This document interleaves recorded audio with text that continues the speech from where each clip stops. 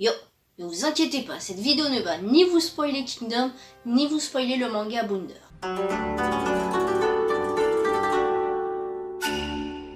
Le récit de Kingdom se déroule en 240 avant Jésus-Christ. Voilà le début. Donc c'est là où les 7 royaumes combattants combattent tout simplement pour avoir tout le territoire de la Chine. Durant la guerre quasi ininterrompue, ces 7 royaumes combattent. Et cette période est connue sous le nom des royaumes combattants, comme je l'ai dit juste avant, dont on considère qu'elle s'étend généralement de 453 à 221 avant Jésus-Christ. C'est effectivement durant cette période qu'il y a des affrontements à l'intérieur des États, dans les grandes familles, et à l'extérieur des États entre généraux.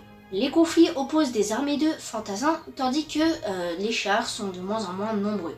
C'est aussi à cette période-là que l'arbalète en Chine fait son apparition. Et comme on le voit dans le manga Kingdom, il y a de plus en plus de cavalerie. Le système économique est aussi profondément modifié. La mise en culture de nouvelles terres procure au gouvernement tout simplement le fait qu'ils peuvent lâcher les grandes familles et qu'ils peuvent être indépendants. Bien entendu, comme on le voit dans le manga Kingdom, le gouvernement paye leurs généraux et leurs stratèges en terre et non en argent, ce qui est un véritable plus pour l'économie et la stratégie des territoires conquis. Dans Kingdom, les batailles et les stratégies de ces 7 royaumes sont bien mises en avant, ce qui donne un bon aperçu fictif de ce qui pouvaient être les combats durant cette période, ces combats qui ont été une succession de campagnes militaires comme on le voit très bien dans le manga, lancés vers le 3e siècle avant Jésus-Christ contre les autres royaumes dans les territoires qui forment la Chine moderne. Heisei dans Kingdom ou Qin Shi Huang dans l'histoire de la Chine fut d'abord le roi de Chine de 247 à 221 avant Jésus-Christ avant d'être le premier roi ou le premier empereur si vous préférez de la Chine réunifiée. Il mit fin à la période féodale en conquérant les 6 autres royaumes entre 230 et 221 avant Jésus-Christ.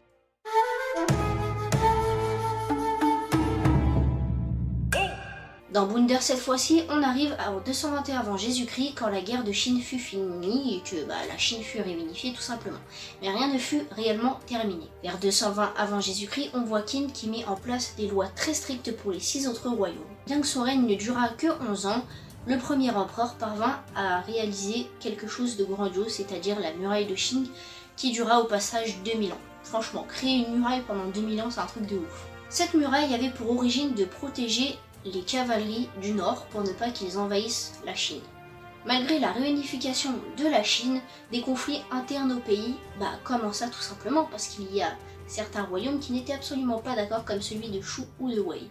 Dans le manga Bounder qui débute en 200 avant Jésus-Christ, le jeune Yu perd ses parents et devient orphelin à cause de la loi assez intransigeante de Qin. Le jeune nommé Yu avait un seul objectif, tuer le roi de Qin, prendre sa place au pouvoir. Rien que ça.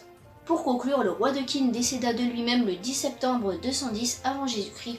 Bon, en réalité, il fut plutôt tué d'un empoisonnement. En 207 avant Jésus-Christ, un dénommé Xiongyu devint par la suite prince de l'armée rebelle de Shu et réussit à prendre la place et à combattre Qin.